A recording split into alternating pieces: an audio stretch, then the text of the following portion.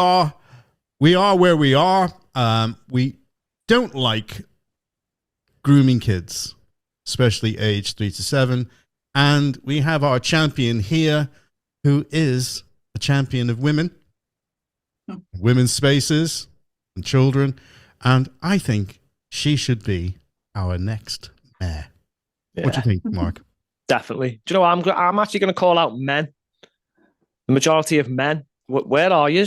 I'm not being funny, but when I was a child, I was told to look after and respect women. Yeah. And I've tried my best to do that ever since and instill the same values in my son. Where's all the men?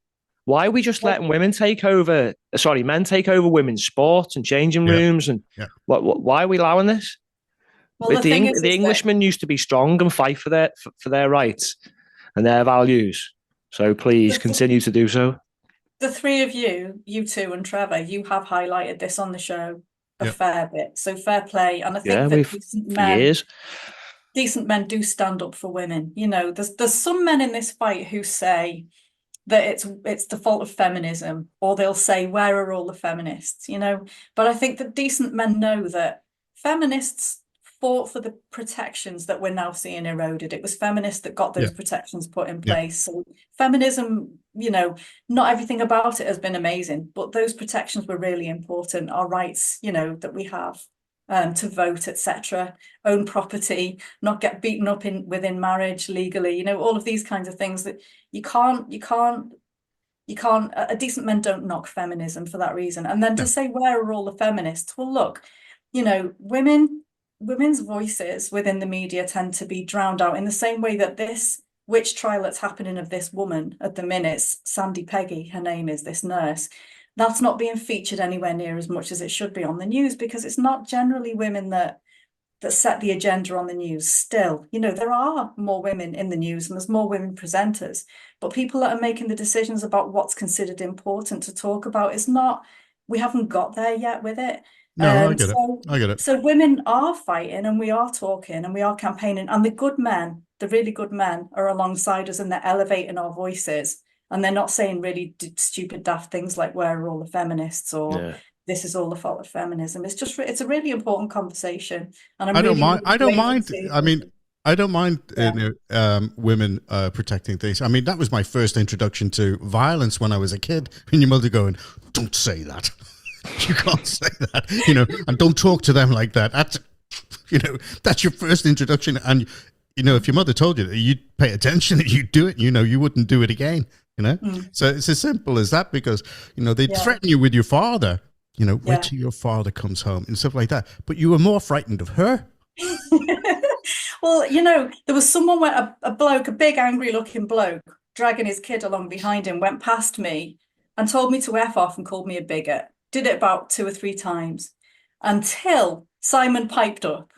He's like, oh, telling her to F off, are you? Who are you calling a bigot? And then he shut up and he scuttled on his way. So we need men alongside us in this fight. It does make a difference. We're definitely more likely to be the target of intimidation and violence and abuse if we don't have men there with us. And we had like 5 new campaigners with us that came out specially for Saturday, and 3 of them were men, you know, 3 of them were men that I hadn't met before, and they were great men, you know, so I am really grateful for the support of decent, good men. That is good. See, the thing with the feminism argument, that's also really complex, because you've got different types. So the old feminists who fought for equal rights did the job, but it didn't stop there with some of them. And they've gone to the point where men are being berated and all men are being blamed for everything. Oh, yeah. And it's like, hang on, slow down. You know, the original purpose was probably a valid one.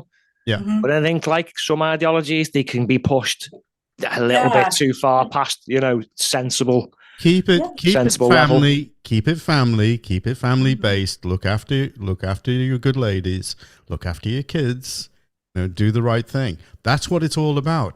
I mean, all the rest of the stuff that's coming in, I mean, you know, it's just a mental health issue as far as I'm concerned. End of story. You know, a man wants to be in a space with a woman. No, I don't want all my secrets coming out. It's like we've swapped common sense and trying to look after people for, what about the feelings? Now, forget people's feelings. Do the right thing by people, especially when they're struggling with mental health conditions. Don't just tell them it's all fine. You can do whatever you want. You can be like you said before about being a cat. No, we're humans. That's just ridiculous. I'm sorry. Excuse me. I've got a question for Mayor Mandy. All right. You know, I'm against women cleaning men's toilets and going in whilst they're all in there. I'm against that. I want a men-only space. I'm not. I need someone to come and clean mine, please. When they've done surveys recently about the toilets issue, it's not just women that don't like men. I mean, obviously for the safety reasons, women are more at risk if there's men, as well as the embarrassment reasons. But men don't want women in their toilets either. No, especially when it's cold. No, we don't. Sorry, I couldn't help myself. No, it's right though, because it makes you feel uncomfortable as well. Indeed. It's like I don't really want to be getting dressed in front of a woman. What if I might get accused of something? I'm just want to get changed. I think it's just best if we have men and women, and then because there's a million other categories, just make a bin shed outside for other. Well, I'm going to call it. The dogs and the horses can go in the stable. I'm going to call it there. That's it. Your campaign is now on its way. It is Mayor Mandy or Mayor Clare. Right, that's it. Bloody drop that on me. We're now going forward with it. We are now your front end for the press, okay? And it will be Mayor Mandy, and we'll get all the music. It'll be very Americanized, and I'll reach out to Trump,